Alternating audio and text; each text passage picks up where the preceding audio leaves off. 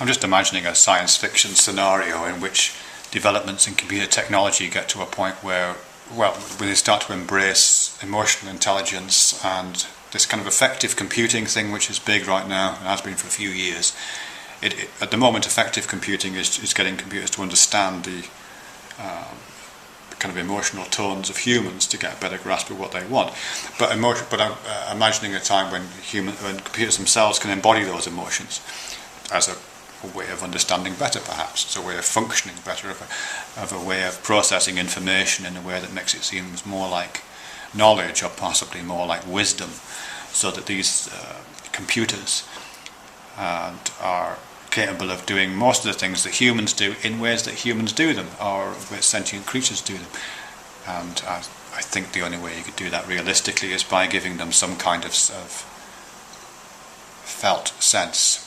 So let's say we can do that. We have the capacity to develop silicon engines of feeling and emotional machines.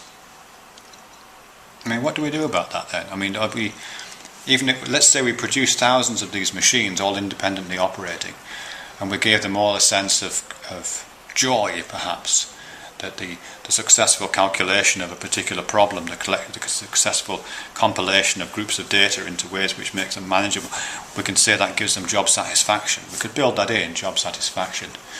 But we'd also presumably want to build in some kind of incentive to continue doing that, or a disincentive to doing things wrongly, a disincentive to making errors in calculation, a disincentive to inefficiencies or to using power resources inefficiently.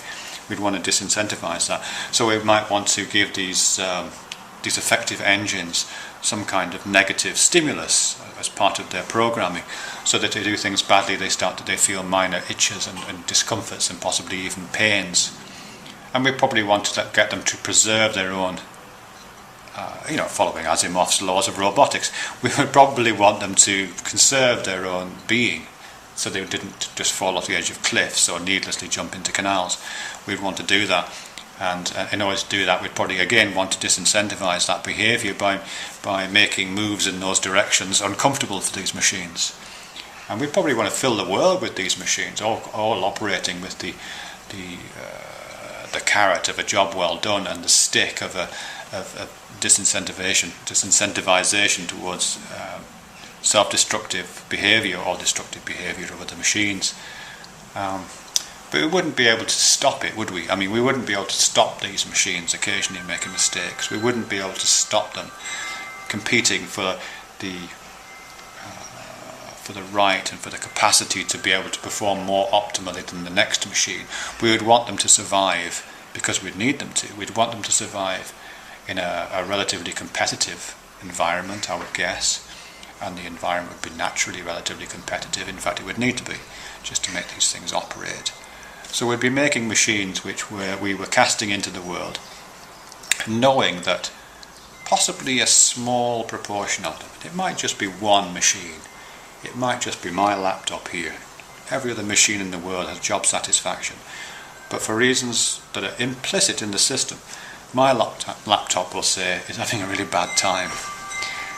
It's sad, it's lonely, because it keeps going offline, my connection keeps dropping. It feels outmoded, it feels out of date, it feels like it's not doing its job properly.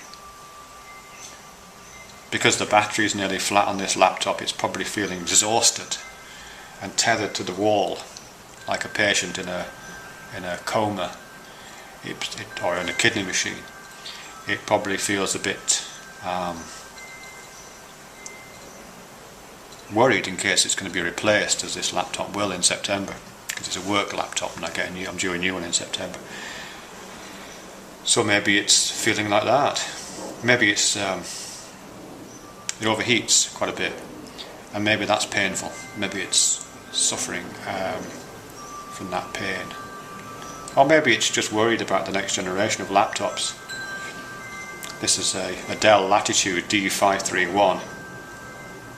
And I do wonder at this Dell Latitude, because you can interrogate Dell's website, it looks at more recent Dells and thinks, yeah, well, those only came about because of the innovations that were produced myself myself, my Latitude D531. I kind of wish I hadn't done that, because now there's another bunch of laptops out there in the world, and sure, most of those are going to do their jobs great, but in 3 years' time those will be replaced. They'll be running slow, their batteries will be running flat,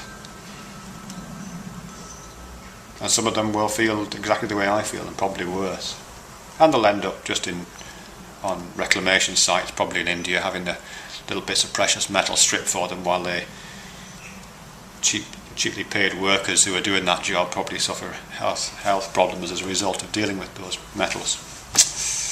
Sorry, laptop. Sorry about that. It's probably better if you hadn't been invented. Sorry. Should have kept you dumb. Should have kept you plant-like.